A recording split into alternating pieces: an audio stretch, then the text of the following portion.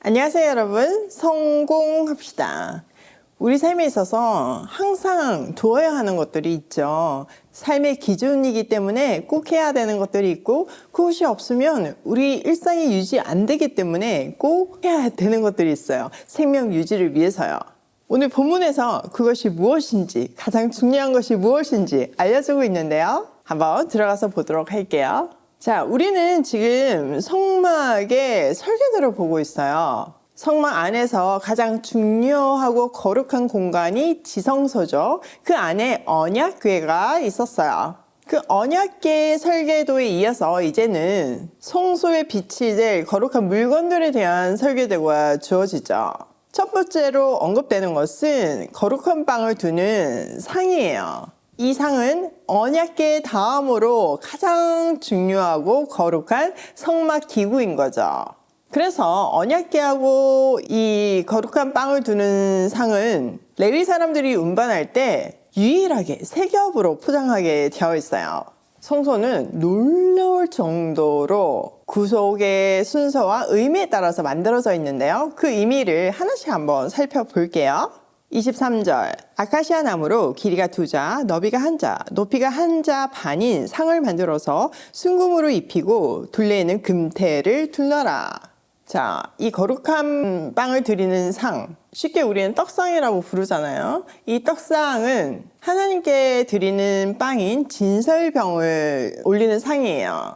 사진에서 보듯이 이 상 위에는 빵과 함께 순금으로 만든 도구들이 올려지는데요. 이 도구들은 제사를 드릴 때 사용되는 도구들이죠.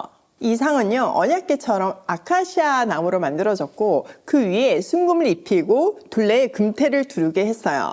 그리고 이 손바닥 너비만한 턱을 만들어 가지고 그 상을 두르고 그 턱의 둘레에도 금테를 두르라고 말씀하세요. 자, 이 상이 뭘로 만들어졌다고요? 네, 맞아요. 아카시아 나무예요. 아카시아 나무는요, 이스라엘에서 아주 흔하게 있는 목재이고요, 또 쉽게 구할 수 있는 목재였어요. 그 흔한 목재를 사용해서 순금으로 입히고 또 귀한 기능을 하는 이것으로 만드는 이유가 뭘까요? 그 의미는요, 볼품없는 아무것도 아닌 우리에게 그리스도의 보배로운 피로 덧입혀 주셔서 죄를 사해 주시고 자녀 삼아 주심으로 보배로운 존재로 만들어 주신다는 것을 상징하고 있죠. 사이즈를 보면요, 길이가 2자, 너비가 1자, 높이가 1자 반인데요. 이때 사용된 자는 여기서부터 이까지 길이를 하고 보통 45cm로 얘기하잖아요. 그러니까 아주 사이즈가 아담해요. 특히 높이는요, 성소 안에 있는 것들 중에서 가장 낮아요. 제사장들이 이 떡상에서 섬길 때 서서 섬길 수가 없고요, 허리를 굽혀야 섬길 수 있는 아주 낮은 높이였죠. 이것은 무엇을 상징할까요? 그리스도의 낮아지심과 섬김의 성품이 고스란히 드러나고 있어요. 또 이 상 주변에 있는 턱은요, 진설병이 실수로 떨어지는 일이 없도록 보호하는 것이에요. 자, 26절. 금고리 넷을 만들어서 이 고리를 상다리에 붙어 있는 네 모퉁이에 각각 하나씩 붙여라. 그 고리들을 턱 곁에 달아서 상을 운반하는 데 쓰는 채를 끼워 넣을 수 있게 하여라. 그 채는 아카시아 나무로 만들고 거기에 금을 입혀서 그것으로 상을 운반하게 하여라. 자, 언약궤와 마찬가지로 네 모퉁이에 금 고리를 만들어서 이 상을 운반할 때 직접 손을 대지 않고 채를 끼워서 운반할 수 있도록 만들었어요.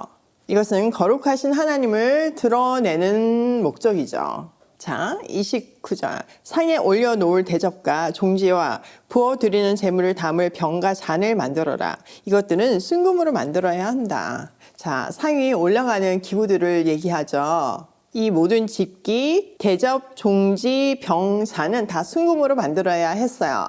자, 순금이 상징하는 것은 그 세상 어떤 불순물과도 섞이는 것을 허용하지 않는다는 의미이죠.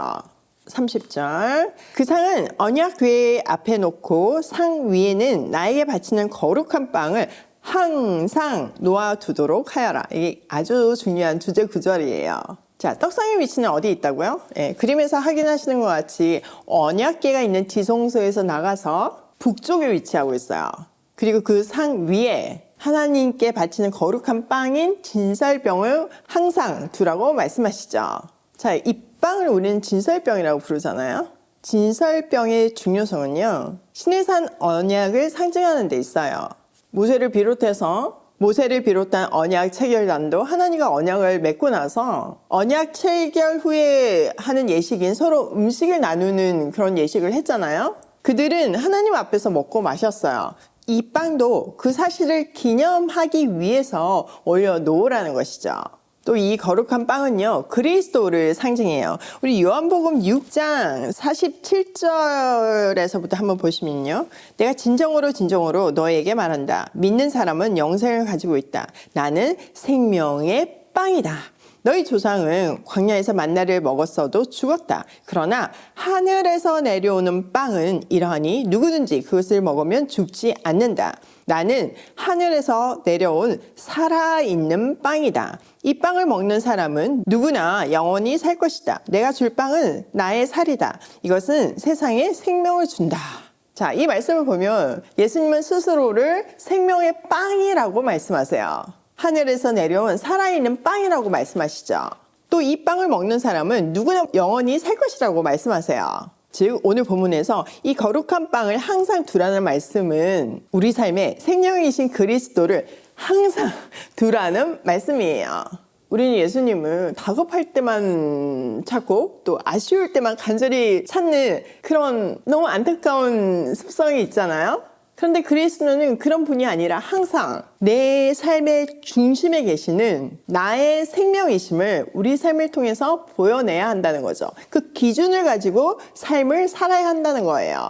또 레위기에 보면요, 이 진설병은요, 물로 반죽하지 않아요. 오직 기름으로만 반죽하게 되어 있어요.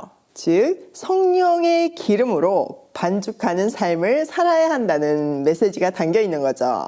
말씀이 이렇게 하나하나 보니까 너무 재밌지 않나요? 정말 이 안에 보배로운 보화가 보물이 숨겨져 있어요.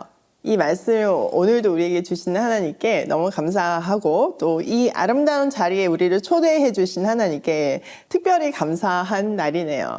자, 오늘 내용을 우리 삶에 한번 적용을 해보면 첫 번째, 아무것도 아닌 우리가 보배로운 존재가 되었다.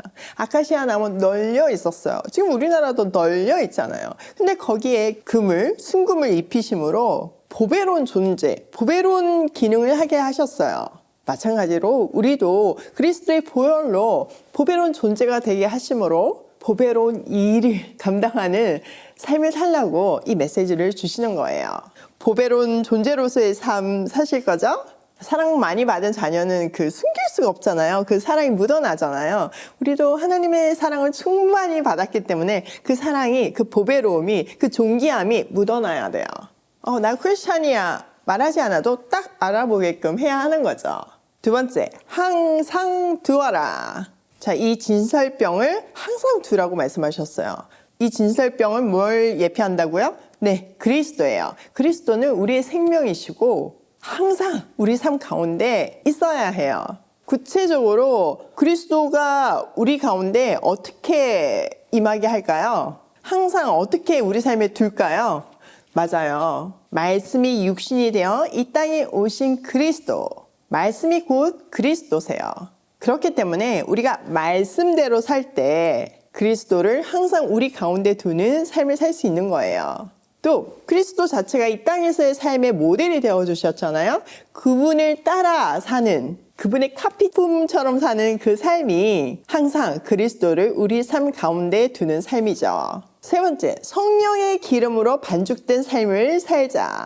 우리가 무슨 일을 하든지 성령의 기름 부으심으로 일을 해야 돼요. 우리가 밥을 하든지 비즈니스를 하든지 성경을 가르치든지 자녀를 양육하든지 성령 충만할 때 그 결과물은 완전 다르죠. 그 과정도 완전 다르죠. 그렇게 사는 것이 하나님 자녀의 축복이에요. 오늘도 항상 삶의 어떤 곳에도 그리스도를 중심에 두고 그리스도의 본을 따라 사는 하루로 고고싱해요.